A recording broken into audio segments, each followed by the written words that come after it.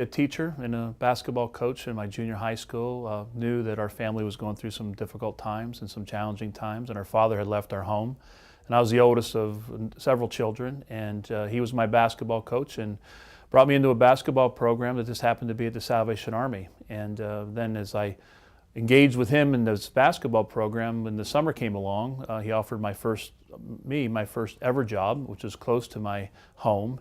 And then we developed a relationship, and the relationship, and I learned many years later, was really built on the Salvation Army. As I got older, I had a strong relationship. He was really probably the best male role model in my life, and the relationship started at the Salvation Army. And years later, when I go out of graduate school and became a wage earner myself, I can remember my first United Way request, and I remember it designated the Salvation Army just because I remembered what it had done for me as a kid.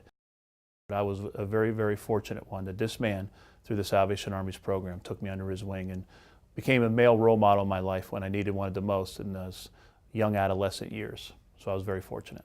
Many years later, I was asked by this former basketball coach to speak, because I had been local kid done well, and I came back and I was coaching and teaching in the area at the collegiate level, and he asked me to come and speak to his daughter's basketball team, which is a church basketball team of 10-year-olds. So at the banquet after church on a Sunday afternoon, there was 8 10-year-olds and their parents, so there might have been 30 people.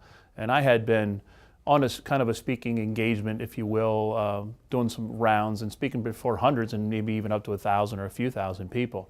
This was the most nervous I had been. It was the first time I'd spoken in front of him, and barely got through the speech because it came during the time I was prepping, and then when I was actually delivering the speech, I understood about what that relationship meant to me, and was very emotional for me until the point of time that we embraced afterwards, and was very emotional. 2 years ago, my grandmother had passed away, and many, many people from our community came to pay their respects to our family. The same man came by, because he was a teacher in the school. My grandmother was the head of the cafeteria, so he had a relationship with her. But it was very interesting. It has been probably 10 years since I've seen him, since we've moved to York. And the same emotions came up to me like I was 12 years old again. And it was a long-term relationship, even though there's been some time that it separated us. We both understood what his investment in me meant to me, and what hopefully my reinvestment in others have meant to others, since he was a good role model for myself.